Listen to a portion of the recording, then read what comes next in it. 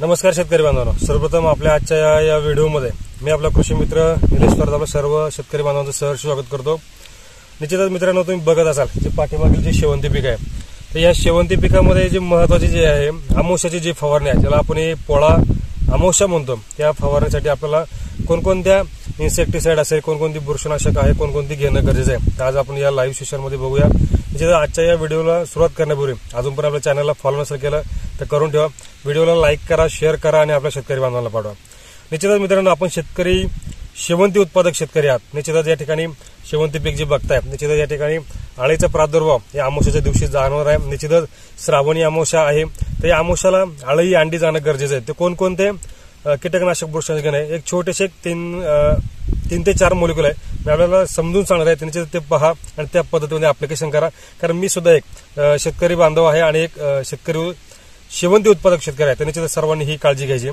तर निश्चितच या ठिकाणी जी आपण पहिली फवारणी करणार आहोत, निश्चितच या ठिकाणी क्युराक्रॉन सिजंटा पेस्टिसाइडचं या ठिकाणी क्युराक्रॉन 2 ml प्रति लिटर, म्हणजे या शेवंती पिकावरती असणारी अळई असेल, अंडी आहे, जी पाकुळे आहे, ती सर्वांसाठी नाश करण्यासाठी या ठिकाणी आपल्याला सिजंटाचा क्युराक्रॉन या ठिकाणी आपण 2 ml प्रति लिटर याप्रमाणे वापरणार आहोत। त्यानंतर ना बुरशीनाशक म्हणून या ठिकाणी चांगल्या पद्धतीमध्ये BSF कंपनीचं या ठिकाणी जे मेरिओन आहे, अर्थात या ठिकाणी करपा असेल, भुरी रोग आहे किंवा येणारा अर्ली ब्लाइट सुद्धा म्हणू शकतो, म्हणजे सुरुवातीला येणारा जो करपा आहे, तर या करप्यावरती नियंत्रण करण्यासाठी अर्ली ब्लाइटसाठी जो सुरुवातीला येणार आहे, त्यासाठी आपल्याला या ठिकाणी BSFचं मेरिओन या ठिकाणी वापरून घ्यायचं।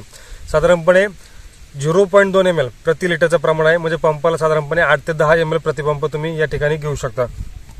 त्यानंतर ना फुलकळीची अवस्था आहे, चांगल्या पद्धतीने फुलं पण लागली पाहिजे, तर या ठिकाणी आपण टाटा बहार या ठिकाणी टाटा पेस्टिसाइड कंपनीचं टाटा रॅलीचं आपण टाटा बहार 2 ते 3 ml प्रति लिटर, म्हणजे साधारणपणे 40 ते 50 ml प्रतिपंपाला या ठिकाणी वापरणार आहोत।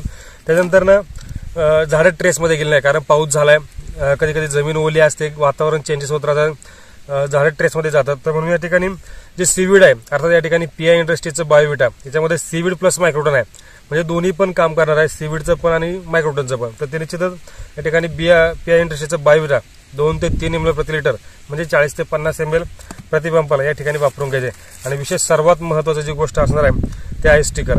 तर हे जे 5 गोष्टी आहेत हे आपल्याला कंपल्सरी वापरून घ्यायचे। एक कीटकनाशक सांगितलं क्युराक्रॉन, दुसरं सांगितलं मेरिओन, तिसरं सांगितलं बायोविटा, चौथं सांगितलं टाटा बहार आणि 5वं आहे स्टिकर। तर कंपल्सरी हे जे पोळा अमावस्याची म्हणतो, पोळा अमावस्याची जी फवारणी आहे, जी अळई असेल, अंडी आहे, पाकुळी आहे, या सर्वांमध्ये काम करण्यासाठी आपल्याला ह्या स्प्रे करणं गरजेचं आहे। त्याचबरोबर अर्ली ब्लाइटला सुरुवातीला येणारा जो करपा म्हणतो, कारण पावसामुळे कुठे ना कुठेतरी करपा रोगाचा प्रादुर्भाव जाणवणार आहे, त्यासाठी अर्ली ब्लाइट म्हणून या ठिकाणी आपण सिजंटा BSFचं मेरिओन या ठिकाणी आपल्याला वापरून घ्यायचे। सीवीडसाठी आपण बायोविटा दिलाय, टाटा बहार फुलं जे लागलेली आहेत, तर फुलाचं फळामध्ये रूपांतर चांगलं झालं पाहिजे, सेटिंग चांगली झाली पाहिजे, आणि स्टिकर दिलाय, म्हणजे हे कंपल्सरी आपल्याला या ठिकाणी स्प्रे करा आणि आपल्याला चांगल्या पद्धतीने वापरून घ्या।